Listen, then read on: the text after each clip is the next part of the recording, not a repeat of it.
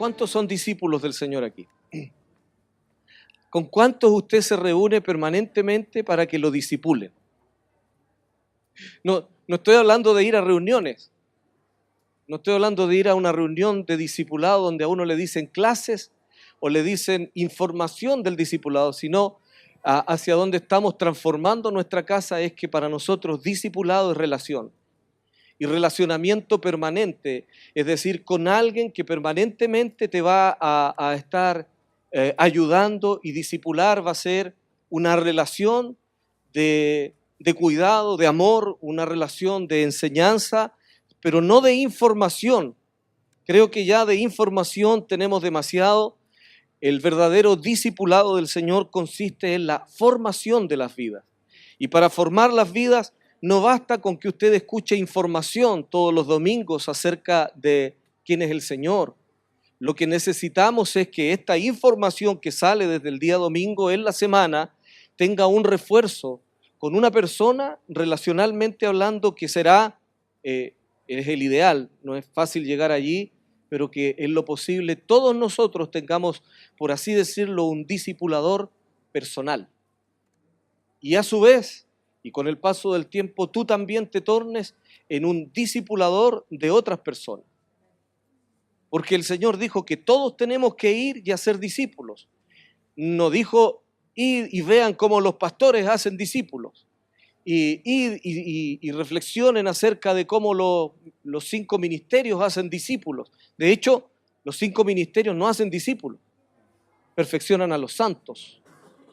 Es decir, los ministerios vienen a tener un sentido de propósito después de que el discipulado se ha dado como una forma relacional permanente en la cual nuestro entender y nuestro conocer a Dios se va aumentando. Hoy, el título de la enseñanza de hoy es Discípulos por amor. Si bien es cierto, cuando el Señor dijo que teníamos que ir y hacer discípulos, como lo estaba introduciendo, anunció que toda autoridad a Él le había sido dada en el cielo y en la tierra, y dijo, por tanto, id, es decir, yo les doy la autoridad, los dejo autorizados para que ustedes también vayan y hagan discípulos a todas las naciones, los bauticen, y dice, y enseñándoles que guarden todas las cosas que yo os he mandado. Y aquí yo estoy con vosotros todos los días hasta el fin del mundo. Hay otra versión que dice, enséñenles a obedecer todo lo que yo les he enseñado. Eso me gustó para el entendimiento de un tipo de discipulado que nosotros lo tenemos algo distorsionado por el contexto en el cual fuimos educados. Hemos hablado por mucho tiempo de culto y cultura. Y llegué a una conclusión un poco difícil de explicar. Por algún momento nosotros creímos que tendríamos que transicionar del culto a la cultura, pero me di cuenta que eso no va a ser posible por la manera en cómo está planteado en nuestra sociedad. O hacemos cultos o hacemos cultura, pero las dos cosas, aunque la cultura va a dar a luz determinadas reuniones de culto o expresiones de alabanza, adoración, el culto ha sido la forma en cómo la mayoría de todos los cristianos chilenos, tal vez latinoamericanos y a lo mejor en el mundo entero, ha sido el medio por el cual nosotros hemos querido recibir el discipulado. Y ha estado sumamente bien intencionado, pero eso es incompleto. Es decir, nuestra vida no puede cambiar ni ser transformada por Dios solamente mirando, yendo a reuniones. La idea del culto es algo injusta para el reino de Dios, porque en una reunión no es como sentarse en el living de tu casa y experimentar la consejería de primera fuente de un hombre, de una mujer escogido por Dios para darte consejos, para orientar, para contextualizar la palabra, el mensaje y ayudarte a tomar decisiones con Dios. Entonces la idea de estar siendo discipulado en reuniones es una idea fantasiosa, es una idea que no va a ninguna parte porque está incompleta. No estoy diciendo que no hay que hacer más reuniones. Estoy diciendo que a nuestras reuniones tenemos que añadirle un plus, que es la vida relacional con gente sabia que Dios ha escogido para que te ayuden en el caminar de tener una más y mejor profunda relación con Dios. Cuando el Señor dijo, enséñenles a obedecer lo que yo les he enseñado, está hablando de un círculo virtuoso. Enseñar no es repitan información, hagan clases. Discipulado 1, 2, 3.0, el discipulado contraataca, porque ya hemos tenido un montón de nombres de tipos de enseñanza, pero cuando miramos el resultado que va quedando en la gente, vamos avanzando a pasos de tortuga, cuando la maldad va a pasos agigantados, haciendo uso de todo lo que son sus recursos para contaminar las sociedades. Nosotros llevamos un sistema de desarrollo y maduración en Dios que necesita ajustes profundos, rápidos, necesarios ya, ahora. Nosotros no estamos mirando al mundo como nuestro referente es el Señor, pero el Señor dijo que para ser efectivos en esta labor que Él nos ha dejado, tenemos que enseñarles a obedecer todo lo que Él ya enseñó. ¿Qué fue lo que Él enseñó? ¿Cátedras? Por cierto, en algún instante sí, pero Él dijo, yo soy la vida, yo soy el camino, yo soy la verdad. Por lo tanto, todo lo que el Señor vivió, todas las costumbres que Él respetó, todos los lugares que Él santificó, todo lo que Él le dio honor, esa es la enseñanza. La enseñanza no son, hoy, Sermón del Monte, muchos se imaginan clase del Sermón del Monte. El contexto del Sermón del Monte, si no lo asumimos en su dimensión cultural correcta, nos vamos a equivocar. Bueno, lo que quiero decir como introducción, enseñar a obedecer no es que yo te diga, repita conmigo, repita, le voy a enseñar a obedecer. Diga conmigo, voy a ser obediente, voy a ser obediente. Repita conmigo de nuevo, dígalo 10 veces más hasta que usted sea obediente. No resulta así. La enseñanza es, mírame a mí, así se obedece al Señor y después me imitas. Ese es el verdadero discipulador. El verdadero discipulador no es alguien que dice información de cómo se hacen las cosas, sino que es el que está viviendo y se tornó por lo tanto en alguien. Enseñar es demostrar en este contexto. La demostración para algunos la han dejado en un plano demasiado superficial. Dicen, tiene que haber demostración y quieren que solo hayan milagros, por ejemplo. Dicen, eso es demostración. Eso es menos que nada. El milagro, el poder de Dios es algo inherente a Él. Dios es todopoderoso. Él todo lo que toca lo cambia, lo transforma. Para nosotros es sobrenatural y un milagro. Pero la demostración va más allá del poder, la demostración va en cómo vivimos. Porque ¿qué sacamos con estar mirando milagros si vivimos en fornicación? Entonces la demostración, enséñenles a obedecer, es así se vive. Cuando Él dice, enseñen a obedecer lo que yo les he enseñado, está diciendo, miren cómo yo he vivido, respeten todo lo que yo he respetado, hagan todo lo que yo he hecho. Y eso nos pone en una incomodidad para la manera en cómo habíamos estado mirando el hecho de imitar a Cristo.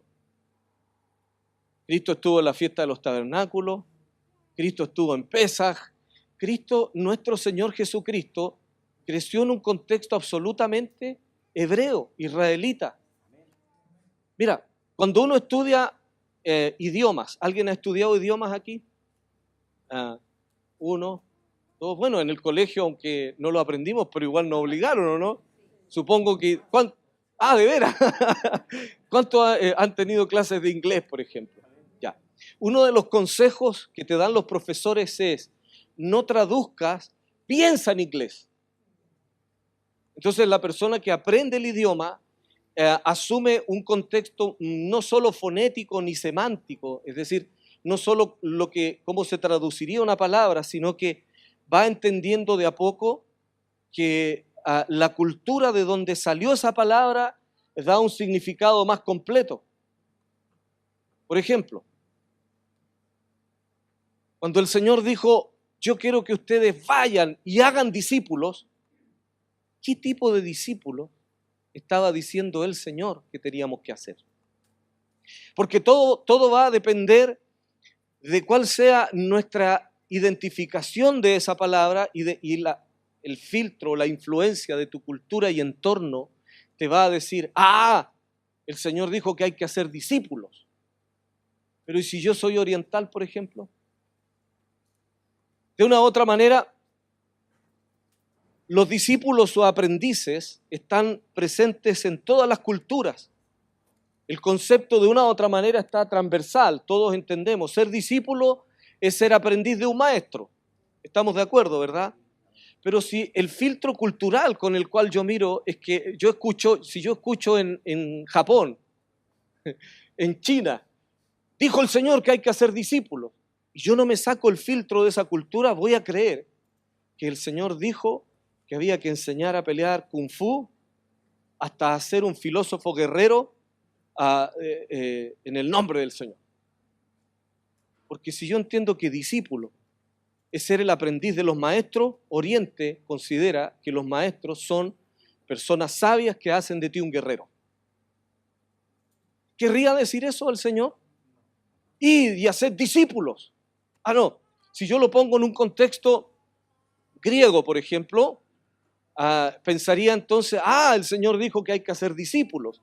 Y el discipulado entonces es que yo sea súper intelectual. Los griegos recuerden que son personas que pensaron mucho. Pensaron muchas idioteces de pronto, pero las pensaron. Y se animaron a escribirla y a hacerla una forma de pensamiento que colectivizaron. Uno de los sueños de Alejandro Magno, el ícono, ¿cierto?, de la cultura helenística que se le llama, él quería, Pinky Cerebro, ya alguien había tenido el sueño, lo lamento por ellos, pero en realidad Alejandro Magno lo que él quiso era, entre comillas, colonizar el mundo entero con su idiosincrasia, con su ideología, con sus discípulos. Entonces para un griego o helenista, ser o hacer un discípulo es ponerlo bajo el alero de un muste, que son los maestros ascendidos de esa cultura, son los que hablan misterios. Porque para los helenistas los misterios solo lo conocen los iluminados. No todo el mundo tiene derecho a saber misterios, sino que su filosofía está planteada en un dualismo. Ellos dicen que lo espiritual está separado de lo natural, y entonces lo espiritual es lo bueno y todo lo que tiende a ser natural está tendencioso al pecado, a lo corrupto, a la maldad. Si un griego o un greco romano escucha que el Señor dijo, hagan discípulos, ¿qué cree que haría? Buscaría a los ascendidos para que hablen misterios. Y esos misterios los pudieran, entre comillas, solo manejar y disfrutar algunos especiales, los demás son como diferentes. ¿Me doy a entender hacia dónde es que estamos caminando en esta reflexión? Cuando el Señor, algunos han querido divorciar al Señor de todo lo que es la cultura hebrea y esta riqueza en donde nuestro Dios dejó plasmado su forma de hacer vida del reino. Dijeron, no, ahora comenzó un plan B, algo distinto, el nuevo pacto. Algunos están resaltando los ministros competentes del nuevo pacto. Así, ellos son tan especiales que no necesitan del contexto cultural donde Dios se tardó miles de años en dejar establecido en las familias cómo deben actuar los papás, cómo deben ser los hijos. El discipulado para un israelita es parte de su experiencia vívida, es parte de su experiencia cotidiana. El sistema educativo israelita no le ha dejado la responsabilidad de formar a sus hijos al colegio, a ese lugar que inventó Platón, que dicho sea de paso, es el primer expositor del divorcio de padres e hijos. Platón, uno hasta el día de hoy, no es un plato grande, es un filósofo griego que lo que hizo fue manifestar esto en uno de sus escritos, La República me parece. Dice él que tiene la idea de Faraón. Dice, no, la paternidad va a ser el Estado. La paternidad de los hijos de nuestra sociedad se la vamos a quitar a papá y mamá, y nosotros en este concepto de república, en este concepto de sociedad, lo que haremos es educar. El Estado será el educador de los niños, el Estado será la paternidad de los niños. ¿Cuántas horas tenemos a nuestros niños nosotros en los colegios?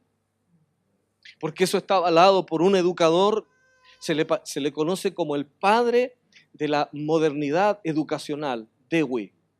Es un discípulo del helenismo de Platón y él lo que hizo fue darle continuidad. El sistema educativo mundial está basado en la filosofía helenística.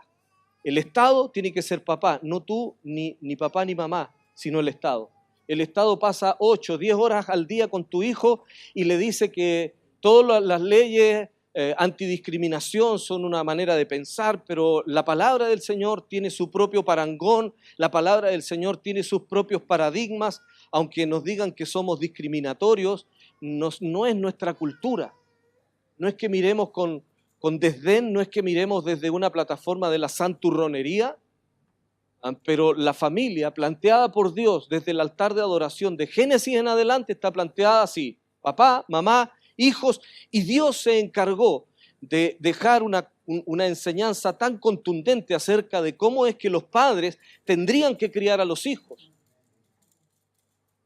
Hacia dónde voy es que discipulado para Jesús, o Yeshua, ¿cierto? Para el Mesías, cuando él dijo hagan discípulos, él está pensando en griego o en hebreo. Pero ¿cómo estamos actuando hoy día en la iglesia? ¿En griego o en hebreo? Estamos pensando como nos educaron. Y porque no nos habíamos detenido a pensar realmente, pensamos, el Señor dijo que hay que hacer discípulos, listo. Y no cuestionamos qué entendemos por discípulo. Y entonces comenzamos a improvisar. Discípulo es un alumno que tiene que ir a clase, porque los alumnos son los que no tienen luz y los iluminados son los que, en alguna medida, esto da a conocer que estamos más infiltrados de Grecia y la cultura helenística de lo que pensamos, porque a los pastores, a los predicadores, a los que Dios usa, igual los miramos como los superascendidos. Y vamos de manera idolátrica buscándolos para que nos toquen. Yo me acuerdo hace años atrás a Claudio Freyson le quebraron las costillas porque la gente se agolpó para tocarlo porque querían la unción. Le quebraron las costillas, hermano. La iglesia evangélica es idólatra. Porque no pueden entender mucho, ¿cierto? Lo ven como un ascendido, ellos son sin luz. Y arrebatar la unción era tocar al hombre de Dios. ¿Por qué no tocan al Dios de ese hombre? Él es el Dios que unge. Él es el Dios, el dueño de la unción. Es Dios. Entonces, discipulado, por amor se llama el título de este sermón, porque vamos a hacer una diferencia. Nosotros somos discípulos del Señor que nos enseñó una cultura, cómo esa cultura entiende que es un discípulo. Para la cultura israelita o hebrea, y digo hebreo israelita porque esto nace desde Abraham en adelante, no es solo con la tribu de Judá, no es solo con los judíos, ¿no? Digo israelita porque Israel son 12 tribus, donde nuestro Padre Celestial dejó plasmada una forma de cómo son los discípulos hebreos. Son completamente disciplinados. ¿Sabes en qué año empieza el discipulado de un niño hebreo? 15 años antes de que él nazca. 20 años, 25 años antes de que ese niño nazca, el discipulado parte con padres conscientes de saber que sus hijos y deben ser representantes del reino de Dios. ¿Cuándo comienza? Le preguntaban a un rabino, ¿cuándo comienza la educación de un hijo, de un niño? Dijo, definitivamente después de dedicar 50 años a esto, mi conclusión es que por lo menos debe empezar unos 20, 25 años antes de que nazca el niño. Entonces tú no llegas a improvisar. ¡Ay! Tuve un hijo. Así es la sociedad nuestra, ¿no?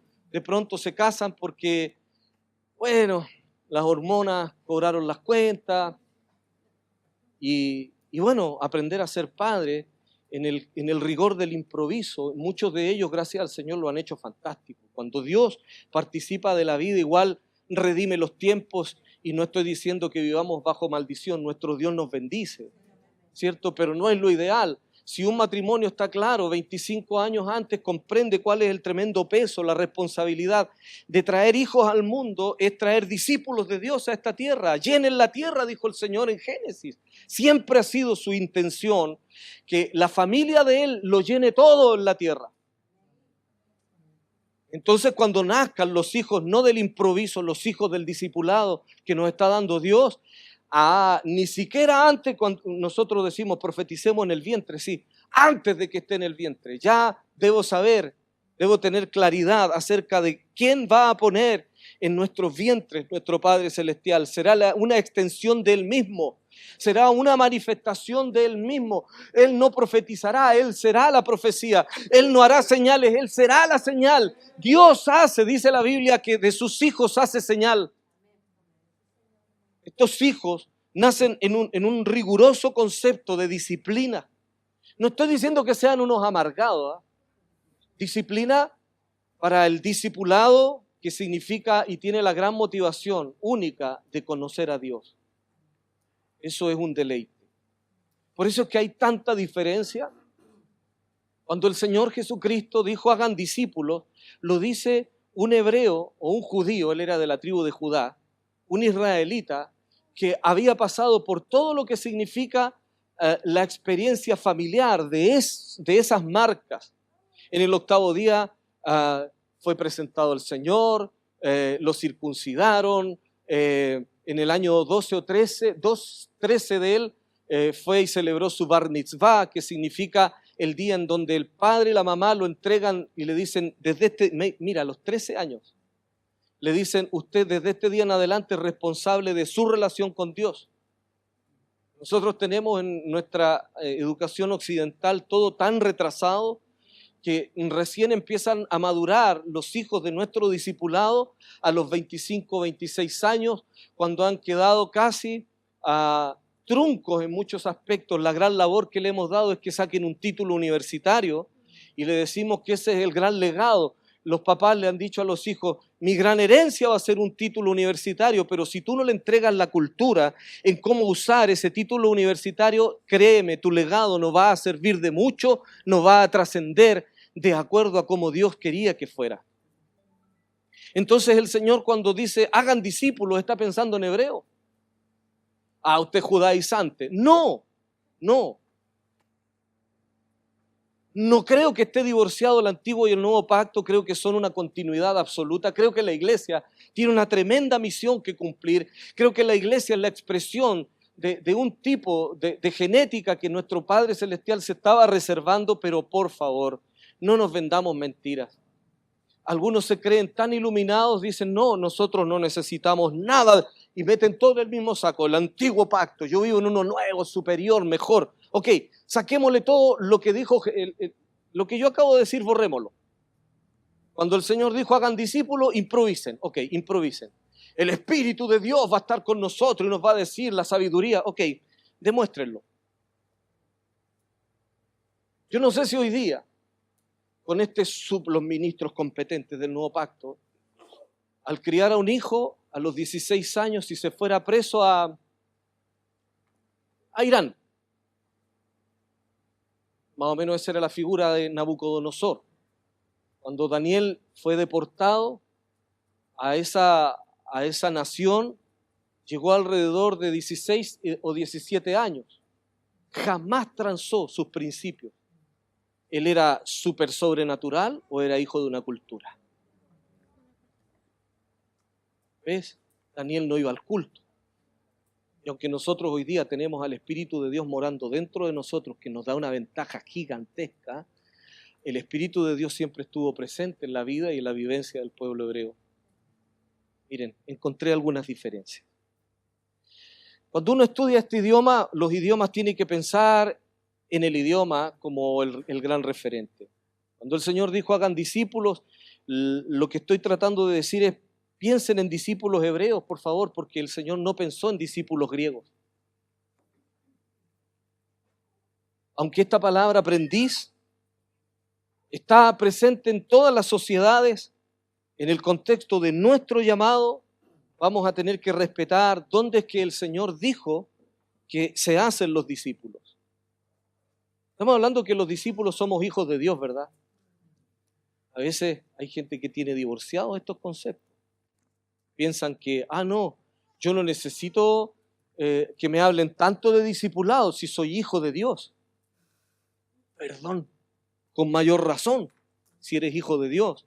El Señor y su manera de ver la vida y su sistema educativo es discipulado. Es que alguien mayor te guíe, te tome de la mano, te enseñe, te demuestre. Hoy en día hay una confusión bastante grande en realidad con los conceptos y el tipo de discípulos. La iglesia está manufacturando o haciendo discípulos que tienen más bien implicancias greco-romanas que discípulos del reino de Dios. Hay discipuladores griegos y por lo tanto hay discípulos griegos. Y hay discipuladores hebreos, por lo tanto tendrán también discipuladores como consecuencia. Estos discipuladores tendrán discípulos hebreos, por así decirlo, o más bíblicos. Miren las diferencias de las culturas porque esto es donde empecé a darme cuenta. El culto y la manera de relacionarnos con Dios proviene de Grecia. Cuando la cultura es la forma en cómo Dios dice que hay que relacionarse con Él, nos vamos a dar cuenta que, por ejemplo, yo podría faltar a un culto y no por eso estar condenado, siempre y cuando no se te haga una costumbre. Pero hay gente que tiene culpa, por ejemplo. Estoy tan cansado, me gustaría hoy día, por ejemplo, muchas veces ha ocurrido gente que es muy trabajadora aquí en la iglesia. Ahora mismo estamos pasando por algunos temas con algunas familias que amamos mucho y han conversado conmigo. ¿Sabe? Este domingo no voy a estar. Yo conozco cuál es todo el contexto y yo soy el precursor de decirle, descanse, no se va a ir al infierno. Pero cuando el culto es el único lugar, incluso te chantajean algunos discipuladores griegos y te dicen, ¿y si el Señor viniera hoy? Me voy con Él.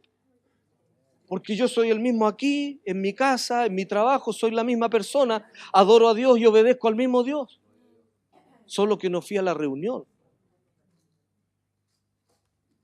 Tenemos una dualidad. A título de discipulado, muchas veces la influencia que procede de lo helenístico o griego nos hace tener contradicción. Y aquí vamos, mira.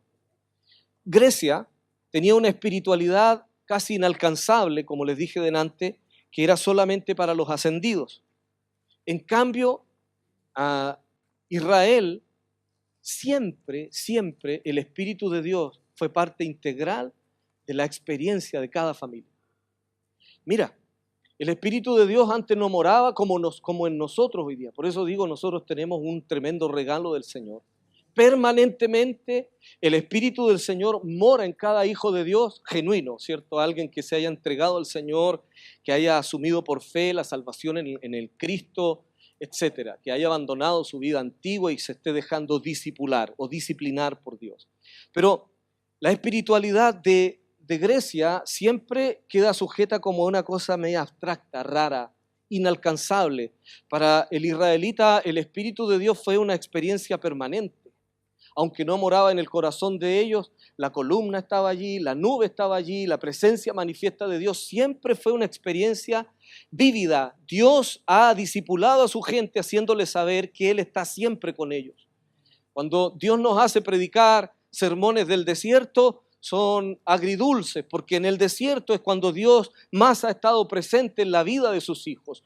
Dios no te manda al desierto para que tú vagues por allí. En el desierto Él camina contigo, Él te hace saber que es fiel, Él te hará vivir sus promesas, la sobrenaturalidad. En el desierto pasaron cosas extraordinarias. Este pueblo fue discipulado, ¿ves? Entiende la manera en cómo ellos fueron formados desde pequeños, es que Dios es fiel, es sobrenatural, no hay que ir al shopping.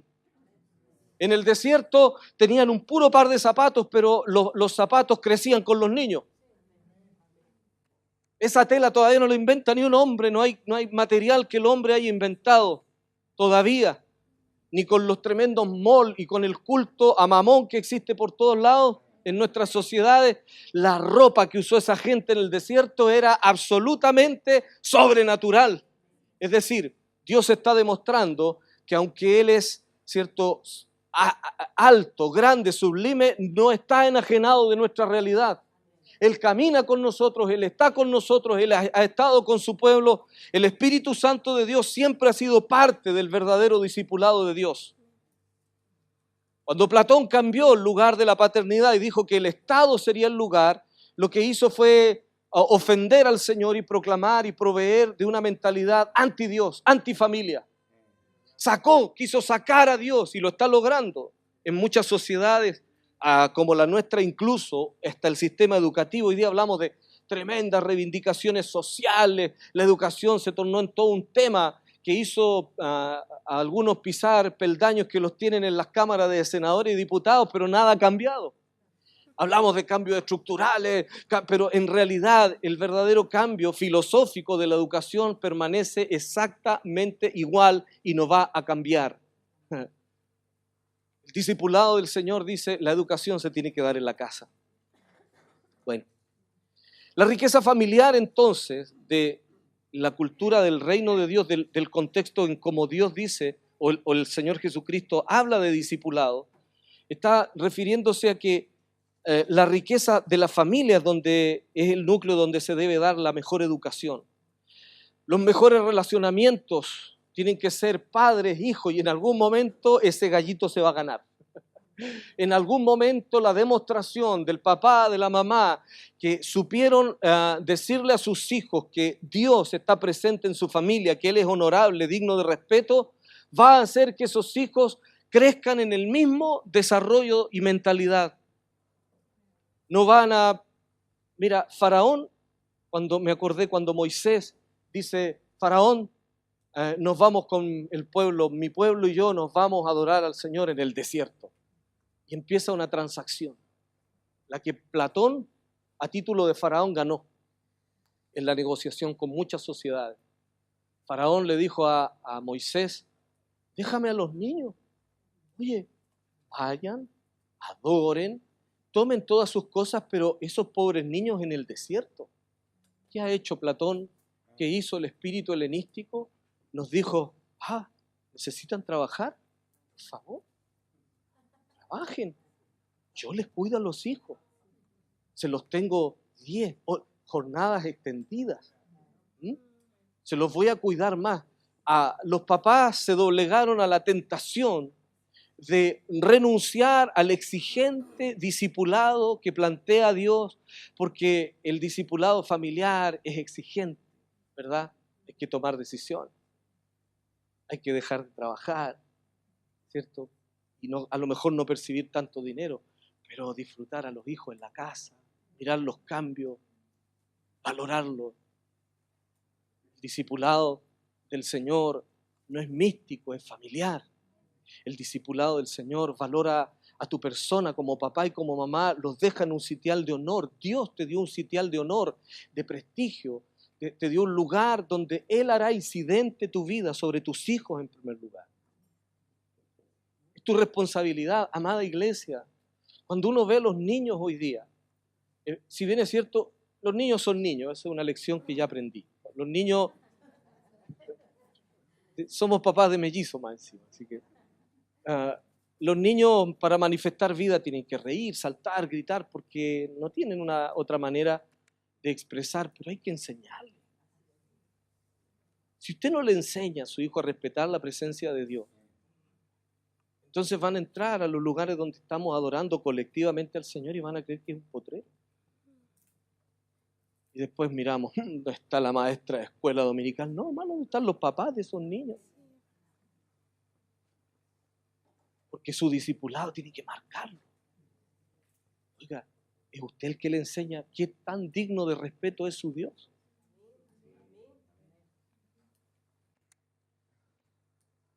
La cultura helenística veneraba el cuerpo humano. ¿Ves? Los espirituales, allá, ya los volados místicos decían, pero ¿dónde encontramos la satisfacción? Y ellos se miraron a sí mismos. ¿Ves? Los griegos veneraban el cuerpo humano y por eso que la cultura de la desnudez, del nudismo y todas estas cosas provienen de esa mentalidad de exhibir la belleza del cuerpo porque, seamos francos, no tienen nada espirituales. La espiritualidad de los helenísticos es menos que nada. Entonces ellos se embobaron con el cuerpo humano. Yo me acuerdo, decían los historiadores que cuando los niños nacían, les estiraban los omóplatos a los varones para que fueran de espaldas anchas. O sea, recién nacidos ya les ponían una marca gigantesca de deformación para que con el paso del tiempo, haciendo ejercicios, ellos fueran como estas figuras que plantean. Entonces, lo que quiere decir es que la externalidad para el discípulo helenístico era súper importante, la imagen, el cuerpo. Para la cultura hebrea el cuerpo es un regalo del Señor y tiene que ser tratado con respeto, con reservas contextuales, ¿verdad? Cuando el Cantar de los Cantares habla acerca de la relación del esposo y la esposa, no tiene ni un tapujo. De una manera poética, pero al pan se le dice pan y al vino se le dice vino. No es que la desnudez sea un pecado, en ese contexto dice el Señor y su palabra nos disipula, ¿ves? Nos enseña que la desnudez que comparte el esposo y la esposa obviamente no tiene que tener ningún tapujo, que esa belleza está para que de una u otra manera se la ministren, ¿cierto? El uno al otro, pero también nos hace saber el criterio del reino de Dios, que no es necesario que todo el mundo sepa cómo soy yo, ni que todas las mujeres se exhiban para que todos los hombres sepan cómo son. Si tu cuerpo, ¿cierto?, es el templo del Espíritu de Dios hoy día, tienes que ser saludable, tienes que hacer ejercicio no para exhibirte, sino tienes que hacerlo para ser un buen receptáculo de la presencia de Dios, donde el respeto también es parte de tu adoración. Y créeme, te lo digo de todo corazón, no es necesario exhibirse para demostrar que tienes una relación con Él. No sé cuánto tiempo le he dado un montón de consejos a generaciones de jovencitas. Tenga cuidado con su ropa. Ay, ustedes son aquí, son allá. No, usted es helenística. A usted le gusta exhibirse. Y después dicen, ay, los hombres como son. A lo Betsabé. Ay, ¿cómo me vio el rey David? Si andaba paseándose. ¿Cómo no le iba a ver? El lugar donde se estaba lavando era un lugar de ritos, de purificación, donde no cualquiera entraba. Así que los dos jugaron el juego. Ella se dejó ver y él también fue a ver donde no correspondía.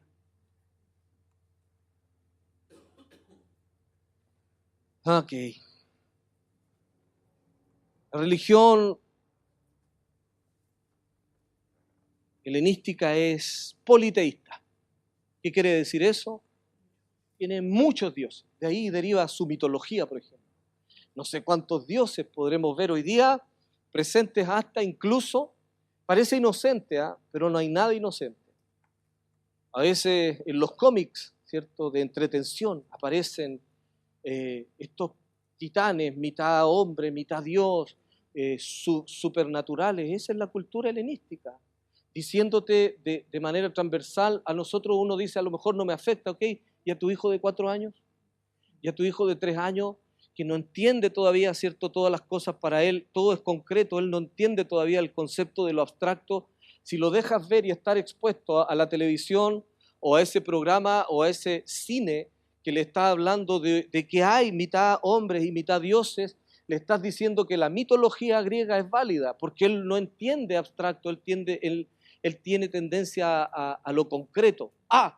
¿Es o no es? Y si a un niño de esa edad tú le dices, hay mitad hombre y mitad dioses, así lo creen.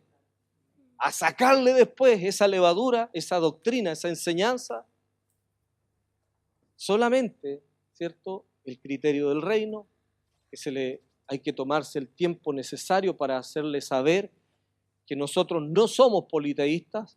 En Deuteronomio capítulo 6 dice, Shema Israel, ¿cierto?, Shema Israel, Adonai Eloheinu, Adonai Echad. Escucha Israel, el Señor, tu Dios o nuestro Dios, el Señor uno es. Un solo Dios tenemos nosotros. No tenemos muchos dioses, no tenemos el problema de que vamos a andar. Por eso Dios considera adulterio cuando se adora a otro Dios. Porque Él dice que Él es único. Entonces, fíjate, nuestro Dios es único, es familiar, es personal, es alguien que le ha enseñado a su pueblo a tener respeto y honor por sí mismo y por los demás. Todo lo que se aprende es desde la casa, y desde la casa venían los lugares de congregación. Y en los lugares de congregación está el otro concepto del discipulado que está encargado a hombres sabios. Los niños de la cultura hebrea sí que valoran a los sabios. Ellos no reprenden a un anciano aunque lo vean equivocado. Hoy día yo veo a gente que estamos contaminados por esto. Creemos que este asunto de los puestos es como una competencia de quién hace mejor las cosas. Y ojalá alguien encuentre el error en un líder, porque se empiezan a comportar como verdaderos animales, queriendo aplastar o sacar en el error a la persona. No, la Biblia dice, la cultura del reino de Dios, del verdadero discipulado de Dios, dice, al anciano repréndelo, tienes derecho a reprenderlo, solo que nunca lo saques del lugar de honor que tiene. Es decir, si tú tienes un discipulador y se equivoca, que es lo más probable porque somos seres humanos, ¿cierto? Tu misión no es salir a exponer el error que cometió, sino es conversarlo con él cara a cara y amarlo, reconocer esperar que también tenga la estatura para reconocer su falta y jamás, de manera desleal salir a exponer que alguien se equivocó. Un helenístico lo mata. Dice, llegó la hora de mi ascenso.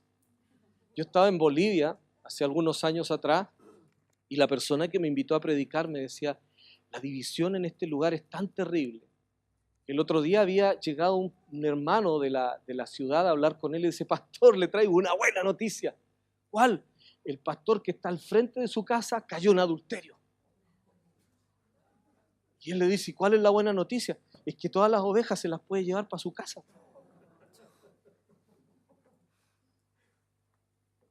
No es hijo del reino, ¿verdad? Su discipulado no tiene influencias de honor, no hay influencias de lealtad, no hay honra, no hay respeto, porque lo que quiero decir es que todo lo que hemos ido adquiriendo como conocimiento, vamos a tener que cuestionarlo, hacerle una auditoría a nuestras convicciones. Conocimiento para un griego es información. Yo he visto personas que se gastan la plata que no tienen en seminarios y congresos.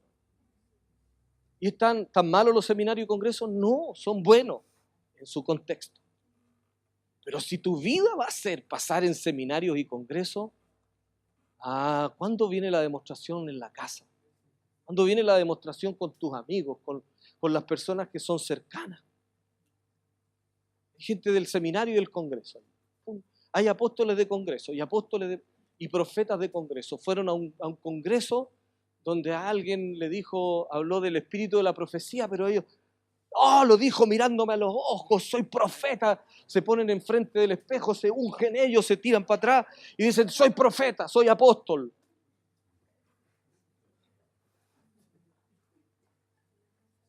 Se validan por las reuniones, no por una experiencia de familia. El punto es que no los conoce ni la mamá como profeta.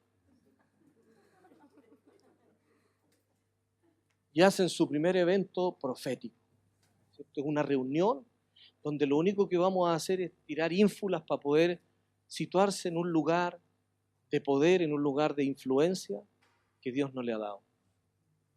Por eso es que tenemos los desastres que tenemos en la iglesia. Un montón de gente que tiene conocimiento. Saber versículos de memoria no es vivir las Escrituras. Fui a predicar a Argentina, me contaban de una abuelita, tiene 90 años, todavía está ahí, intercesora la Virgen. No sabe leer ni escribir, se sabe la Biblia casi de memoria, porque desde que se convirtió le decía a sus nietos Hoy día son todos ministros de Dios porque la viejita a todos los dejó discipulados y con Dios. ¿Ves? No se trata de un tema intelectual, se trata de una vivencia. Léeme la Escritura. Y era la disciplina. Al principio no les gustaba. Es que me tenéis que leer porque yo no sé. Tú ya aprendiste, así que léemela. Vamos en el Salmo tanto, así que ya decía, en la mañana me tocaba a mí, al mediodía le tocaba al otro. Y como antes las familias eran bien numerosas, se aprendió de memoria la Escritura y le decía ya. No se le olvidó nunca más. Dicho sea de paso, ni hablar de cuántos milagros, cuántas cosas sobrenaturales esa mujer ha vivido, cómo ha marcado la vida de sus nietos, hasta los nietos y bisnietos, todos están en la obra y en la tarea de discipular, de ser reino de Dios. Entonces no es el conocimiento intelectualoide el que va a posicionarte. Esta es la gran diferencia. El helenístico busca un conocimiento egocéntrico para poder jactarse de cuánto sabe y hacer sentir poco a los que no saben mucho. Pero ¿saber qué? Información. La viejita que no sabe leer y escribir es mejor discipuladora que un montón de catedráticos arrogantes que hemos escuchado. El conocimiento desde la perspectiva de la cultura de Dios habla de una relación con su Dios. El helenístico, el griego existe para llenarse de intelectuales ideas. El hebreo existe, busca el conocimiento, el único conocimiento para él, y el aprendizaje que quiere desarrollar es la preparación para la vida de obediencia y servicio a su Dios. Conocer a Dios, esa es la gran búsqueda del verdadero discipulado del reino de Dios. Mira, esto resulta, Dios me lo enseñó, imítalo y te va a resultar a ti. Pero como conclusión no vas a tener que yo soy poderoso, tú lo eres. La conclusión es, mira el Dios todopoderoso que tenemos. Él es digno de exaltación, Él es tremendo, Él es fiel, Él es maravilloso. El verdadero discipulado del reino de Dios tiene la centralidad en su Dios. Existe, se crea, se levanta, ¿cierto? Con el único gran objetivo, desarrollar, tener intimidad con Dios, conocer al Señor. El reino de Dios es integralista, no es dual, no es que lo espiritual esté por allá y lo natural esté por acá. El Señor está aquí en medio de nosotros, por lo tanto la vida espiritual de su reino está aquí, presente en medio de todos nosotros. Ahora mismo, ¿quién vino enfermo? Usted le dijo que se va a ir sano. ¿Quién es la persona que...? Ok, ahora mismo, sin necesidad de que exista como tanta parafernalia. Dios no depende de nosotros. Él camina en compañerismo y nos hace disfrutar de Él, pero en el nombre del Señor sea sana. Sea sana en el nombre de Jesús, porque Él está aquí con nosotros, porque Él es espíritu, pero no está separado de nosotros. Ahora su espíritu mora dentro de nosotros. Que los dones de sanidad y de milagros operen para la gloria del Señor y bendición suya. Recíbalo y sea sana. Los actos de Dios son concretos. La revelación es clara, es contundente. Lo abstracto del helenismo desarrolló ideas propias. No es el fin del discipulado del reino de Dios. Lo que emana del Dios amante de la familia, que hará de sus hijos personas que lo conozcan, que lo representen correctamente en todas las esferas de la autoridad delegada. Termino con esto. Los hijos de Grecia, llegué a la conclusión, son los hijos del culto. Los hijos de Grecia son los que ven a Dios y su relación con Dios es en reuniones solamente. Los hijos del reino de Dios son los hijos de la cultura. Los hijos del culto son superfluos, son aparentes, tienen demostraciones externas, pero en su vida contundente de demostraciones contundentes son faltos. Porque los hijos del culto les gusta exhibir como el cuerpo humano la belleza de todo lo que puede ser pomposo. ¡Oh! Y se exhiben, ¿ves? Alguien dijo, ¿cómo demostrar sin exhibirse? ¿Cómo? Es un misterio ahí para nosotros, ¿no? ¿Cómo demostrar sin que la atención quede puesta en nosotros? ¡Wow! ¡Qué poderoso es ese hombre! ¿De qué sirve eso? Y nosotros somos discipulados por la cultura en donde Dios se dio a conocer. Lo que Dios quiere es que se diga lo grande que es Él, lo amoroso que es el Señor. La conclusión y la focalización de la atención tiene que quedar en Él, no en nosotros. Los hijos de la cultura son familiares. Tienen códigos de vida, de honor, de lealtad. Los hijos de la cultura conversan no solo en la reunión. Hola, ¿cómo estás? Bien ahí, la reunión de pasillo. Dice, muchos hijos del culto están frustrados porque no tienen una mejor profundidad en sus relaciones. Es que se saludan en el pasillo, hermano. En el pasillo uno dice, hola, ¿cómo estáis? Bien, chao. No hay mucho tiempo, ni aunque nos dediquemos un almuerzo después aquí mismo, va a tener la limitante del tiempo, del lugar, del espacio. Los hijos de la cultura invierten su vida, ¿cierto?, para que en la semana se sepa. Los hijos de la cultura emplean el código de honor y de lealtad para tener relaciones firmes. Los hijos del culto son y se miden por las reuniones. ¿Cómo estuvo el culto? ¿Fuiste a la iglesia? Todo está lejos de ellos. Ellos van al culto, nosotros somos el culto. Ellos van a la iglesia, nosotros somos el cuerpo de Cristo, nosotros somos la iglesia. Y el poder, cuando sea necesario, se va a manifestar. Si tú desatas el amor, la compasión, la misericordia, como Él lo hace, entonces ahí van a haber milagros, señales, prodigios, maravillas. Porque Él es así, la naturaleza de Dios es así. Los hijos del culto tienen un tiempo limitado para Dios. Se encuentran con Él en la reunión, entonces llegan con un cronómetro. Dios, tienes 2 horas y media para tocarme.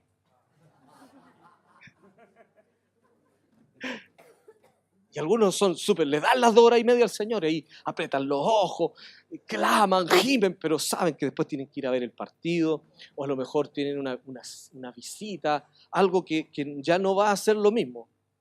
Entonces muchos entran a un culto, los hijos del culto, entran con tantas ansiedades a una reunión que esa misma ansiedad les impide escuchar la voz de Dios. Cuando nosotros somos hijos de la cultura de su reino, entonces, bueno, ¿cómo estuvo la reunión? Genial. Vi a mis hermanos donde mora el Espíritu del Señor y estoy seguro que los voy a volver a ver en la semana, y en la semana tenemos otros roles, tenemos otras funciones que no son solo cantar y danzar. Tenemos la función de hacer misericordia, de ir a visitar a un hermano enfermo. Tenemos la función de animar al que está caído, de orar por aquel que está pasando por necesidades. Es distinto. Los hijos del culto tienen ideas propias, no se sujetan a nadie en realidad, porque ellos tienen una especie de idea de que Dios es como Moisés con ellos. Solo Dios les habla. Son los hijos del nuevo pacto, competentes de ese nuevo pacto, arrogantes, soberbios, nunca reconocen a uno mayor. En la cultura del reino de Dios, los sabios, los entendidos eran sumamente valorados. Y aquí usted ve, ¿cierto?, cómo es que la edad de los ancianos en nuestra cultura están sumamente menospreciados. Aunque en China no son cristianos, pero valoran la tercera edad. Se inclinan delante de las canas, se inclinan delante del sabio consejo de un hombre que les puede cambiar el curso de sus próximos años, sencillamente por escuchar a alguien que sabe cómo se hacen las cosas. Pero los hijos del culto no se sujetan a nadie. Yo les digo, usted va a tener un discipulador personal. Mire, está por ahí nomás, estoy orando para ver si Dios me revela si esto es de Dios o no. Te estoy diciendo que la cultura milenaria en donde Dios ha discipulado a sus hijos siempre ha sido en un contexto relacional, familiar, de reconocimiento de autoridades, de darle honor y lealtad a las autoridades, a los papás, a las mamás, a los ancianos, a los sabios, a los profetas, a los hombres que Dios ungió para hacerte y regalarte ese servicio y cuidado. Ese es el discipulado del cual habló Jesús. Hagan discípulos. Pero nosotros tenemos tanta influencia griega que lo que hemos hecho es repetir y replicar el parangón y el paradigma de los griegos. Los que tienen ideas propias no se sujetan. Quieren, ojalá le encuentren un defecto a un líder, a alguien mayor, a un anciano. ¿Por qué no te sujetas? No, porque yo un día iba caminando por la calle y vi que esta persona dijo algo o hizo algo incorrecto, y con esa justificación Esa idea propia, personalista, soberbia, orgullosa, hace que muchos vivan en la orfandad del helenismo, del intelectualismo. Los hijos de la cultura del reino reconocen las autoridades, viven en autoridad. Sus hijos los obedecen. ¿Sabes por qué? Porque han visto que sus padres son obedientes también. ¿Cómo se enseña a un hijo a ser desobediente y mentiroso? Cuando tocan el timbre y se le dice, dile que no estoy. ¿Ok? ¿Cuál es la enseñanza? Se miente, se puede mentir, pero con determinadas reservas. ¿Invalidamos la palabra del Señor? No dirá falso testimonio. Los hijos del culto se arrepienten los fines de semana de lo que no van a poder vivir en la semana. Así que para muchos hijos del culto el domingo es una catarsis. Llegan al culto a llorar porque son pecadores, porque no lo lograron. Y en esas 2 horas y media que tienen, necesitan como la conciencia les está pesando, entonces necesitan ponerle la válvula de escape. Ya salió la culpa. Tengo una semana más para seguir viviendo de la misma manera. El próximo domingo vengo a apretar la válvula de nuevo. Las reuniones para los hijos del reino de Dios son motivos de alegrarse, es estar con la familia. Hermano, antes nosotros, desde mi persona en adelante, tanta contaminación. Yo me acuerdo que me sentaba y decía, vamos a ver cómo cantan. Y si se equivocaban, decía, la gente, no ensayan, no adoran a Dios, no son excelentes. Hermano, hoy día, desafinado de repente, uno nota que se equivocaron hoy día. Por ejemplo, hoy día hubieron algunos detalles y me reí ahora, decía, mi hermano, son humanos, sirviendo a un Dios extraordinario, pero qué alegría estar con Él. Qué alegría que esta persona, pudiendo estar en otro lado, decidieron estar aquí, servir al Señor, amar, poner de su tiempo, porque pararse aquí adelante no es solo aquí, ¿cierto? Aquí hay toda una preparación. Ensayan los jueves, pelean los miércoles, se reconcilian los viernes.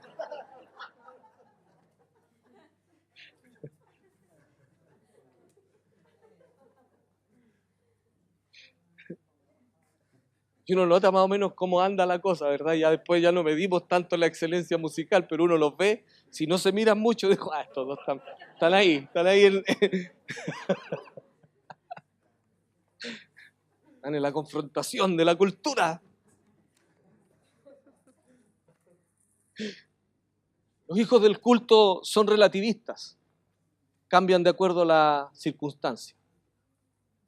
En cambio, los de la cultura son de valores y convicciones absolutas. A Daniel le dijeron relativistamente, bueno, ya no está aquí tu Dios, no está la adoración, no hay culto a tu Dios, está sentado en la mesa del rey, toda la autoridad del rey te puede favorecer. Yo te invito a que tú comas lo que nosotros comemos, que tú te hagas parte de nuestra cultura. Y él dijo, jamás. Estoy viviendo aquí, pero yo sé quién soy, de dónde vengo, a qué familia pertenezco, cuáles son mis convicciones. A los 16, 17 años, todo un imperio satánico no logró doblegarlo. Eso quiero preguntar, ¿quién es más fuerte, la unción o la cultura? Alguien dijo, y si es la unción, ¿por qué tu ciudad está igualita? Cuando el Señor dijo, hagan discípulos, nos dijo, hagan cultura. Hagan cultura del reino de Dios. Vamos a dejar las cosas externas, aparentes, el exitismo. Hay gente que dice que servir a Dios es para hacerse rico y famoso y creen que Dios bendice en dólares. Son externos, ¿ves? Se ponen zapatos de charol, las cuestiones que no usarían, pero para predicar, unos pañuelos así, trajes lustrosos. Vienen del campo muchos de ellos, hermano. Pero ya está bien, si Dios te pone el desafío y hay contextos y contextos. Pero Dios no bendice en dólares. Dios bendice con su amor, con su presencia, con sus señales, con sus prodigios. Dios no está amarrado al sistema económico de este mundo. Él es dueño de todas las riquezas, del oro, la plata. Bueno, Los hijos del culto se validan por reuniones entonces. Importa muy poco cómo vivan, pero si en la reunión salieron bien parados. Congresos, seminarios, fotos públicas, de una labor inexistente. Facebook, hoy día hay pastores de Facebook. Pero uno conversa con la gente y esos pastores dicen que son sus pastores y los han visto en las puras reuniones.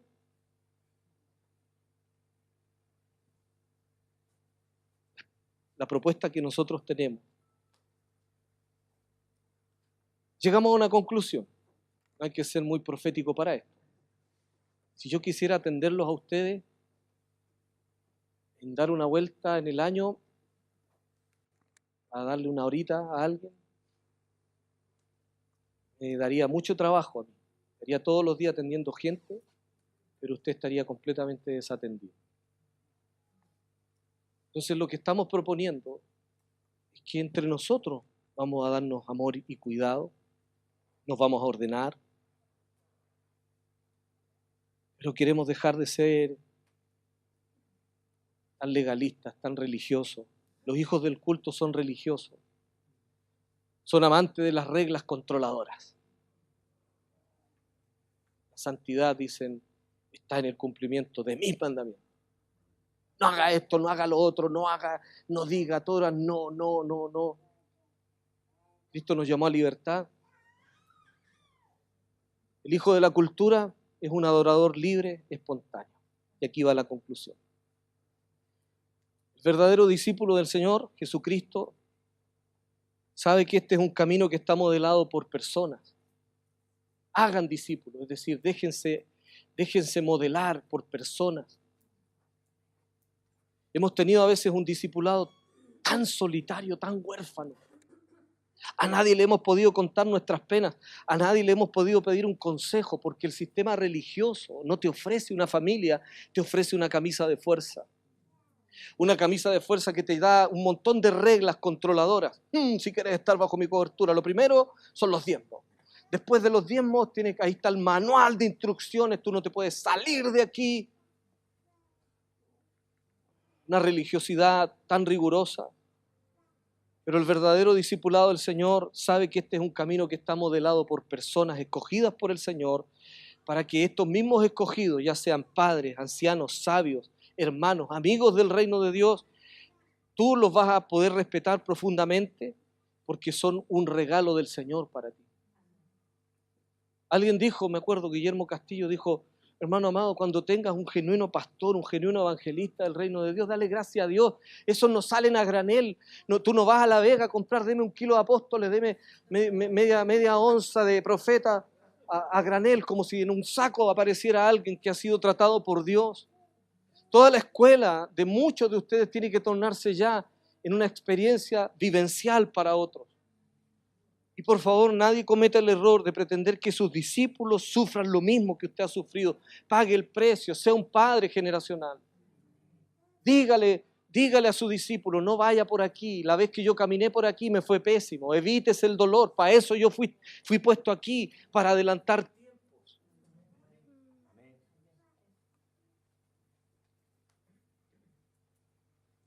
Los hermanos, los amigos del reino de Dios serán respetados profundamente, son un regalo del Señor.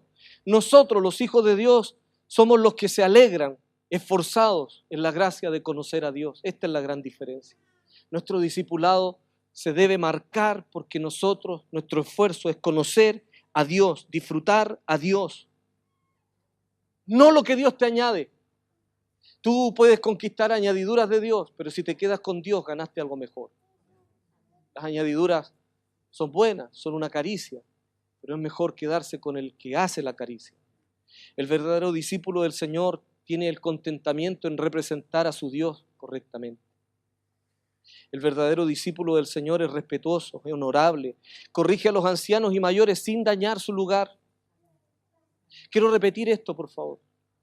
El verdadero discípulo del Señor es respetuoso y honorable, corrige a los ancianos y mayores sin dañar el lugar de ese anciano. El discípulo del Señor es respetuoso y honorable. Pillé a este líder en tal cosa. Hay que desprestigiarlo. Hay que salir a hacer una campaña a lo Luzbel, ¿verdad? Esa campaña que hizo en la primera esfera celestiales, ganó 1/3 de adeptos con su campaña política. El verdadero discípulo del Señor es respetuoso y honorable, corrige a los ancianos y mayores sin dañar su lugar, practica la fidelidad y es leal porque sabe quién es su modelo a seguir. El verdadero discípulo del Señor obedece por amor y ese es el canal de sintonía que aplica en su relación con su Señor. Entonces, cuando el Señor dijo, enséñeles a guardar mis mandamientos, es que nosotros vamos a tener que ser obedientes. Vamos a dejar la mentira de que somos obedientes en mi relación única y personal con Dios. La obediencia se mide con la persona que te está discipulando. Eso es más difícil. Tengo que comprobarlo. Nuestra sujeción no es por intimidación, no es por control mental, no es por manipulación. Nuestra obediencia es porque sabemos quién es nuestro Dios. Pero nuestro Dios dejó a padres, madres, ancianos, gente importante de influencia para desarrollar una cultura conforme a su reino. ¿Eres discípulo? ¿A quién le rinden cuenta? En las decisiones que has pedido consejo, ¿cuánto de esos consejos realmente has respetado? Hay gente que tiene una fantasía, dice, el pastor Héctor es mi pastor, es mentira, hermano. Vienen a mi oficina, me piden consejos y hacen exactamente lo contrario. Entonces yo me pregunto, ¿a qué fueron a la oficina? Y después dicen, no, pero es que me fue mal. ¿Por qué? Es que yo hice exactamente lo contrario a lo que usted me dijo, pastor.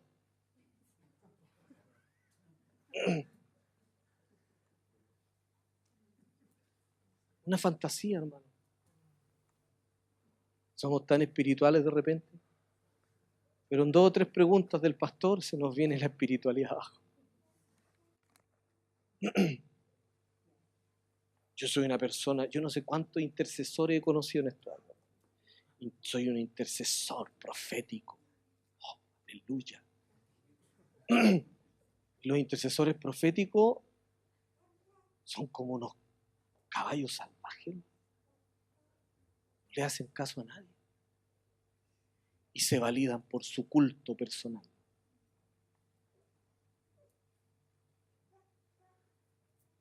Entonces la pregunta, ¿eres discípulo o no? Para poder empezar a despejar ese interrogante es preguntarte, ¿a quién me sujeto? ¿Eres casada?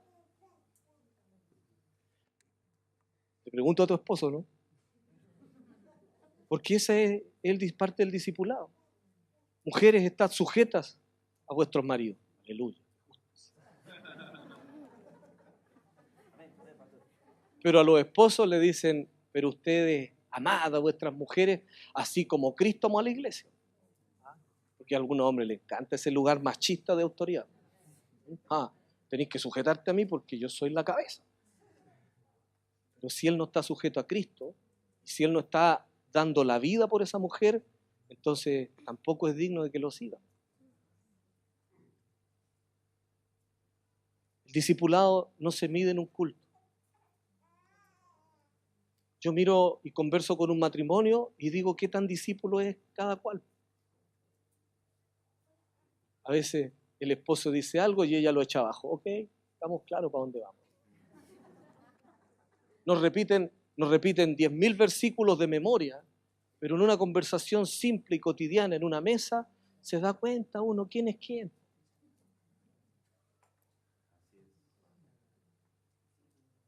Y ni hablar de los hijos. Cuando los hijos son obedientes, es sencillo darse cuenta. Claro, en un culto es complicado, porque en el culto aquí todos somos buenos. Pero en la cultura, ¿cierto? En el colegio, en la vida cotidiana, cuando te mandan a comprar, cuando te mandan a hacer alguna... Ahí es donde aparece la verdadera realidad de qué tan discípulos somos, de qué tanta disciplina del reino de Dios vivimos.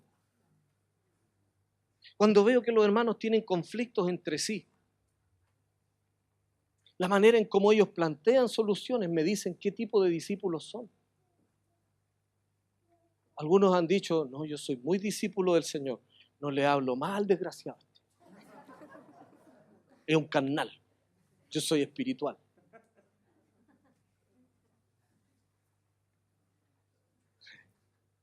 Póngase de pie, por favor.